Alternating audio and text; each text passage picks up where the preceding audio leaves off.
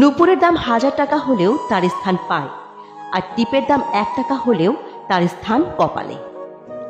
ইতিহাস সাক্ষী, লবণে কখনো পোকা ধরেনি, কিন্তু মিষ্টিতে প্রতিদিনই ধরে, আবার পিঁপড়েও ধরে। মানুষ সোজা পথে চলতে চায় না, বাঁকা পথে আগ্রহ বেশি। তাই তো মদ বিক্রেতাকে কোথাও যেতে হয় না, কিন্তু দুধ বিক্রেতাকে বাজারে দাঁড়ে দাঁড়ে ঘুরতে হয়। আমরা সর্বদা দুধ বিক্রেতাকে বলে থাকি, দুধে জল মেশাননি তো, অথচ মানুষ মদে জল মিশিয়ে খায়। আজ অবধি মানুষকে এতটুকুই চিনলাম, জানোয়ার বললে খেপে যায়, অথচ বাঘের বাচ্চা বললে খুশি হয়। দুটোই কিন্তু পশুরই বাচ্চা।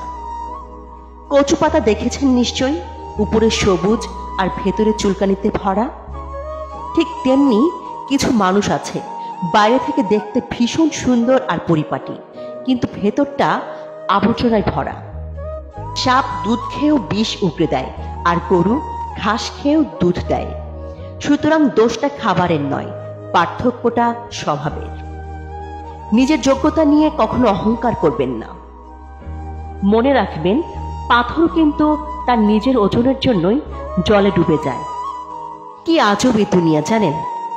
যার চোখে ঘুম আছে তার কাছে ভালো বিছানা নেই, যার কাছে ভালো বিছানা আছে তার চোখে ঘুম নেই, যার মনে দয়া আছে তার কাছে দেওয়ার মতো কিচ্ছু নেই, আর যার কাছে দেওয়ার অনেক কিছু আছে তার দেওয়ার মনটাই নেই। যে সম্পর্কের কদর করে তার সাথে কেউ সম্পর্ক করতে চায় না, আর যে সম্পর্কের কদর করে না তার সাথে সবাই সম্পর্ক রাখতে চায়। যার পেটে খিদে আছে তার কাছে পর্যাপ্ত খাবার নেই, যার পেটে খিদে নেই তার কাছে খাবার নষ্ট করার মতো প্রাচুর্য আছে। একটা কথা সব সময় মনে রাখবেন, ধনী আপনি চাইলেই হতে পারবেন, কারণ আজকালকার দুনিয়ায় পয়সা কামানো বিশাল কোনো ব্যাপার নয়। কিন্তু চাইলেই ভদ্রলোক হওয়া যায় না, কারণ ভদ্রতা পারিবারিক শিক্ষা থেকে আসে।